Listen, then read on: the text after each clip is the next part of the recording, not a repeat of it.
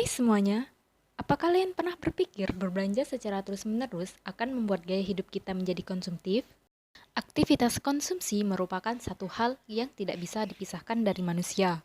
Baudrillard berpendapat bahwa situasi masyarakat kontemporer dibentuk oleh kenyataan bahwa manusia sekarang dikelilingi faktor konsumsi. Manusia tidak akan pernah merasa terpuaskan atas kebutuhan-kebutuhannya.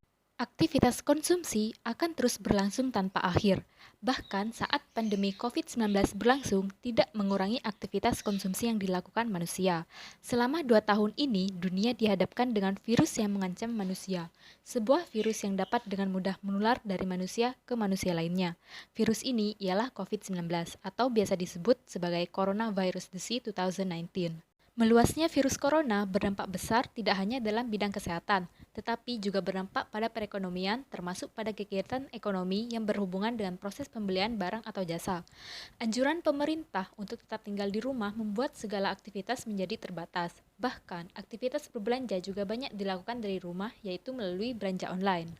Online shop yang menjual produk kebutuhan pokok, makanan, obat-obatan, sampai online shop yang menjual produk fashion, elektronik, dan lain-lain berlomba-lomba menawarkan berbagai kemudahan dan berbagai promosi menarik pada konsumen, seperti diskon, cashback, dan bonus pembelian. Bahkan, akhir-akhir ini banyak sekali perusahaan e-commerce yang mampu mengundang artis K-pop agar bisa menjangkau pasar internasional. E-commerce berhasil menggunakan artis Korea sebagai ikon dari perusahaannya untuk menggait lebih banyak konsumen. Tawaran dan promosi menarik yang diberikan ini di satu sisi sangat memudahkan, menguntungkan, dan sangat membantu konsumen yang perlu berbelanja. Namun, dapat menghibur konsumen yang tetap ikut aturan untuk tetap tinggal di rumah dengan banyaknya penampilan yang diberikan oleh idol Korea melalui siaran TV nasional. Hampir semua gaya hidup masyarakat menjadi berubah semenjak virus ini timbul.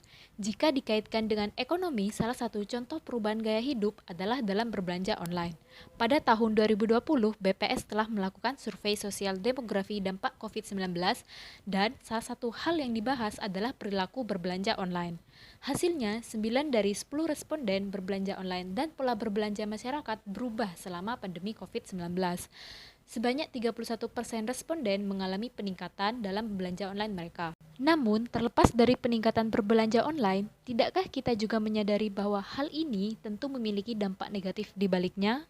Kemudahan dalam berbelanja online memang dapat menguntungkan produsen, tetapi hal ini juga dapat menjerumuskan konsumen ke dalam gaya hidup konsumtif. Perilaku konsumtif merupakan suatu bentuk perilaku konsumsi yang tidak normal dan lebih mendahulukan keinginan daripada kebutuhan. Godaan untuk berbelanja semakin besar karena kita menghabiskan lebih banyak waktu menjelajahi situs belanja online di rumah.